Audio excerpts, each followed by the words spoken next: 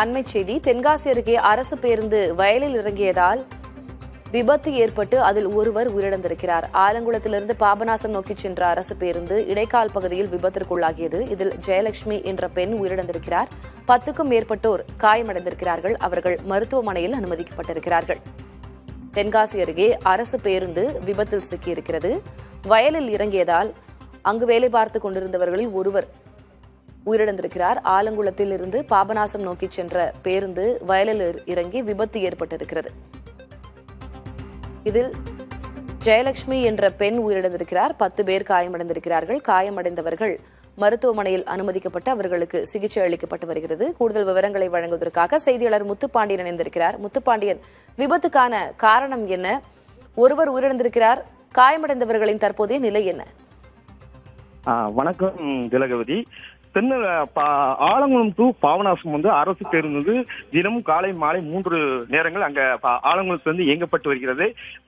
பாபநாசத்தில் அந்த ஆலங்குளத்திலிருந்து இந்த அரசு பேருந்தானது சுமார் ஒரு 30க்கும் மேற்பட்டவர்களை பொதுமக்களை ஏற்றிக்கொண்டு வரும்பொழுது இடைகால் அருகே உள்ள சுகர் ஃபேக்டரி என்ற பகுதியில் கட்டுப்பாட்டை இழந்து வயல் அந்த பேருந்தானது உள்ள சென்றது. அதில் பாத்தீங்கன்னா அந்த பேருந்து கட்டுப்பாட்டை இழந்து அந்த பஸ்ஸில் இருந்த ஒரு சிலர் அந்த படியிலிருந்து வெளியே விழுந்திருக்கிறார்கள். சுமார் 10 பேர்ல சுமார் ஒரு 8 பேர் பலத்த காயம் அடைஞ்சிருக்கிறாங்க.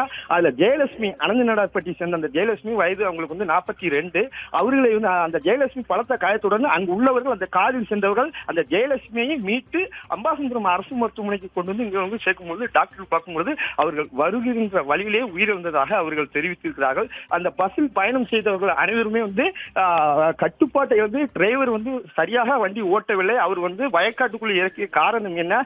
அந்த வாகனங்கள் அந்த அரசு பேருந்து சொல்லும்போது எந்தவித வாகனம் இல்லாமல் வயக்குள் இறங்கியது ஒரு பெரிய குற்றச்சாட்டாக அவர்கள் தெரிவித்திருக்கிறார்கள். இந்த சம்பவத்தால் பெரும் பரபரப்பு ஏற்பட்டுள்ளது.